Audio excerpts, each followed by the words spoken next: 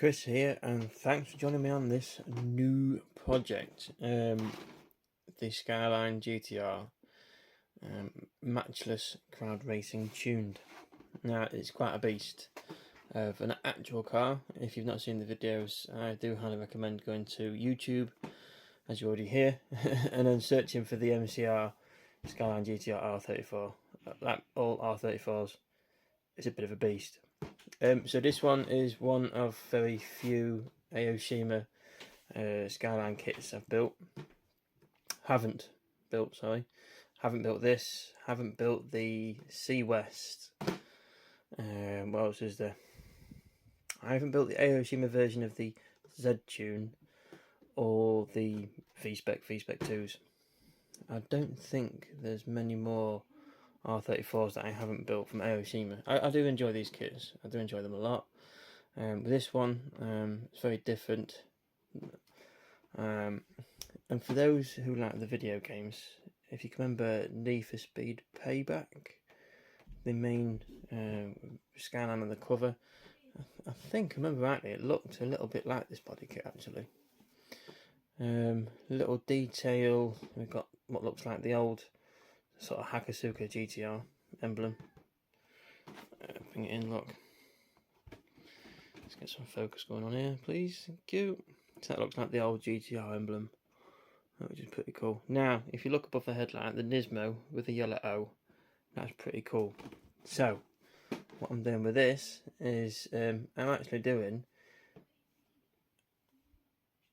an Advan livery. So I'm going to be doing blue and yellow.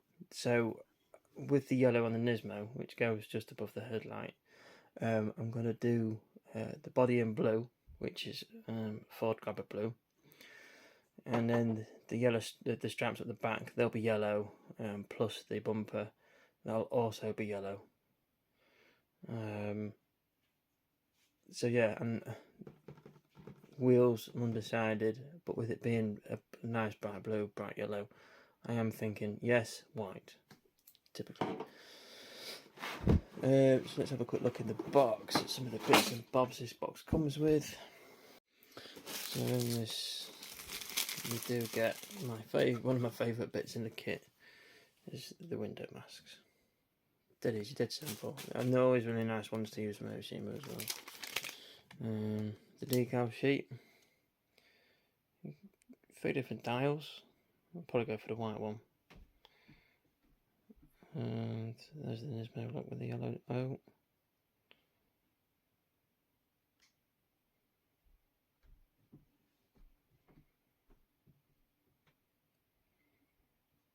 So yeah, I will be using most of those. They're pretty much like the box art, but obviously blue and yellow. The book, very typical Aoshima. For those eagle-eyed, yes, they have actual springs. Some of these Aoshima kits that come with these actual springs and the suspension actually moves, that is awesome. It's really cool. They're always well laid out.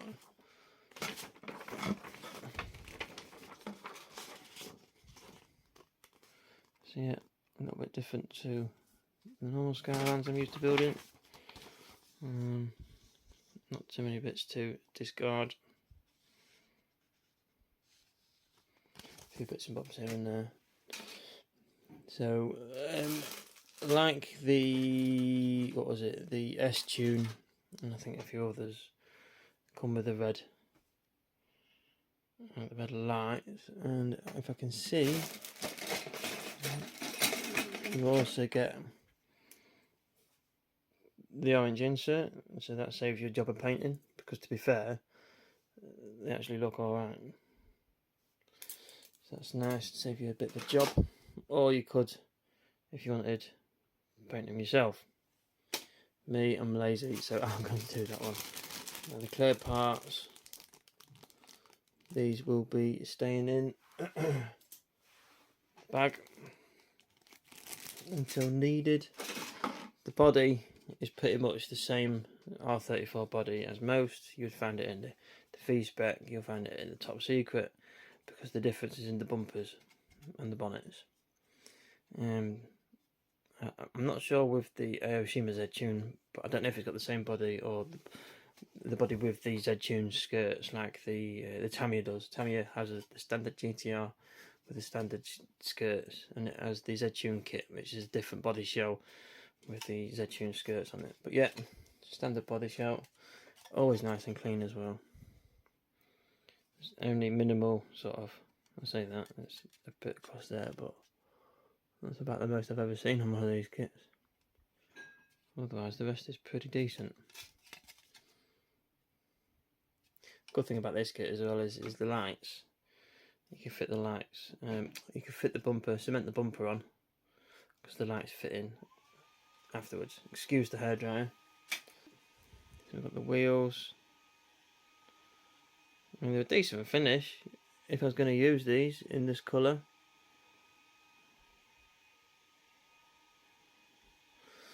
But they'll soon get turned to white. The only thing with some of these, the kits, is the discs. The discs are a bit plain, a bit bland. The headlights, I normally cut this bar out the middle, cut it off, so it's just the headlight itself. Attach those in individually. You've got the rear light backers, wing mirror. Now you've got the Z-Tune bumper bonnet, and then the GT-R back bumper, GT-R wings, mirrors, GT-R spoiler. By the bonnet, all that'll be going into the spares box, I think. Oh no, the bumper does get used, so I'll be using the bumper and obviously the bonnet. And as for the MCR tune-up, you got the front bumper where you got the indentations where the canards will go, which is nice. Makes it nice and easy. And you got the spoiler, which comes in 1, 2, 3, 4, 5, 6 parts. You've got what looks like the intercooler. I don't know if it'll pick it up. No, it's not going to pick it up. It's not going to pick it up, but it's got like a very faint sort of meshy sort of intercoolery sort of look. Not quite an intercooler look, but it'll do. And obviously you got your canards down here. The exhaust. Now it would be normally a very good exhaust. You pop the two together and you've got the nice big bore. Really big bore, but won't be using that one. We're actually going to be using this Zoom on one. So a twin pack. I'll only be using one. We only need the one. I'm going to try and fabricate a straight through exhaust pipe. We'll see how that goes. Either way, this is what we're going to be using. And then we've got the Ganador wing mirrors. So we've got those.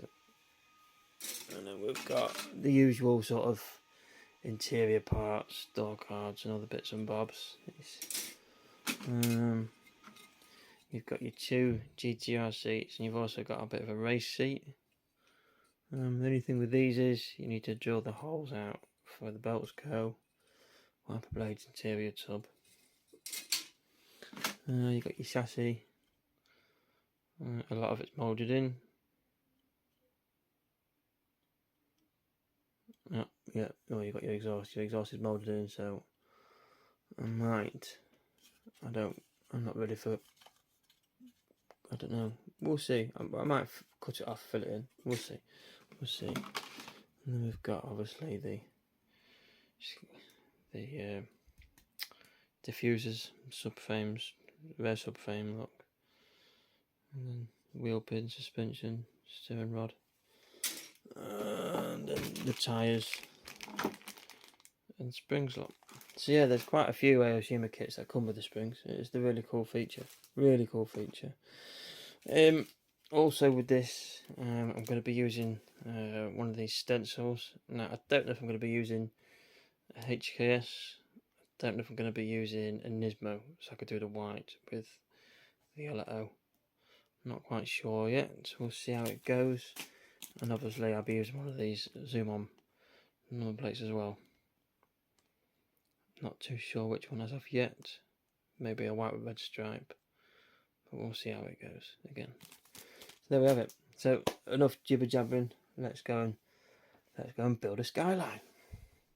So a little update on the Advan MCR R34 GT-R. Yeah, too long. Yeah, update on the skyline. So as you can see, we've got the white primer down, and then we went with the lightning yellow, and it was smooth.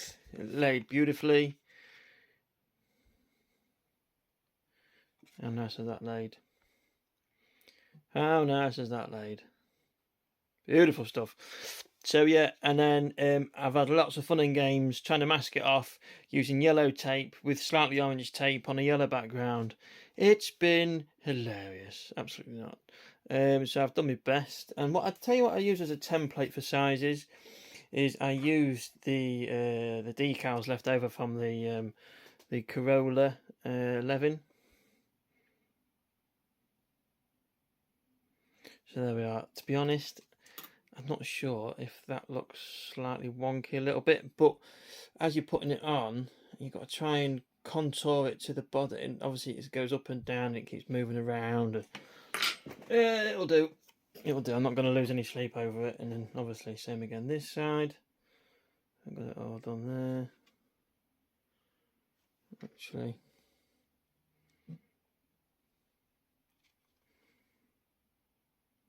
yeah, it's slightly out. So I've been using a couple of these different tools. I've been using this one just for sort of, you know, get it into the grooves. It's quite flexible. And I've also got this one with the round ends on it. I get a smaller one. Obviously it's a metal, so it's much stronger, stiffer. You can really stretch those bits of tape down.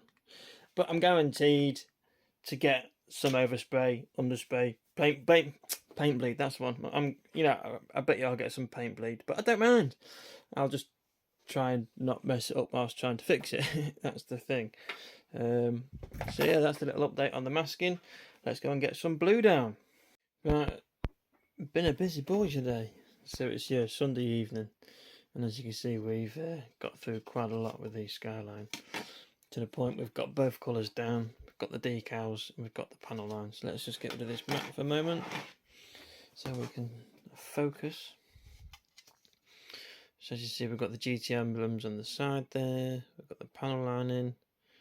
We've got quite a lot of bleed, unfortunately, and the blue on top of the yellow. But you know what? Sacrifices have to be made sometimes.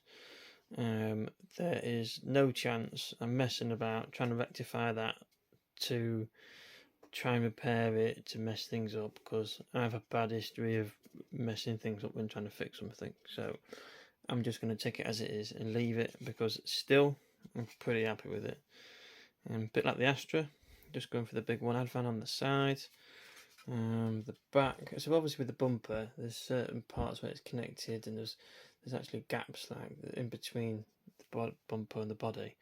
So the panel line looks bad because where the gaps were.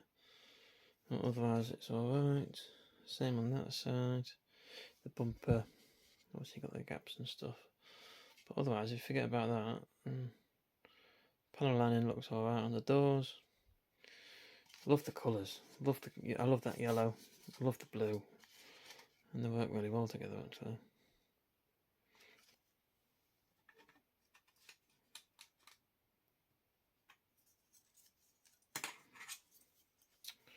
Got the yellow on the Nismo, and then the bonnet look. I'll put the Advan on the bumper.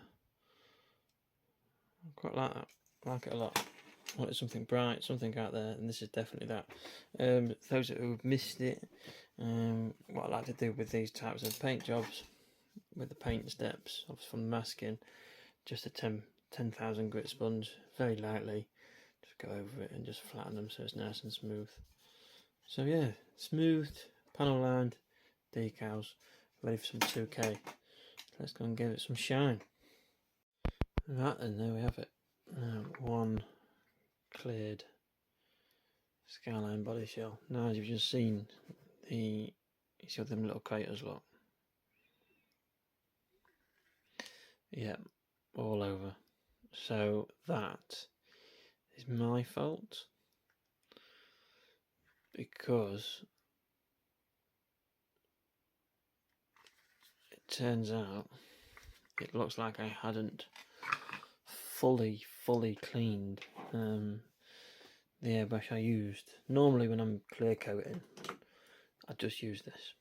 Just use that for clear coats, that's it.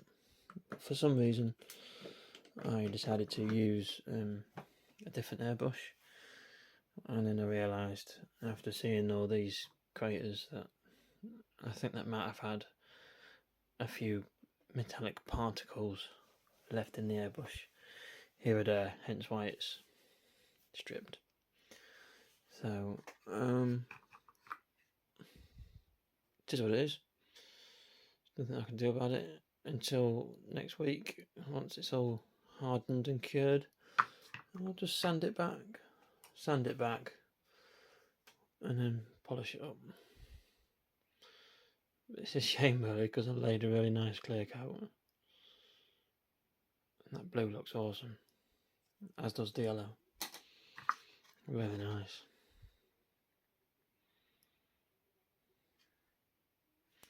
So yeah, there we have it.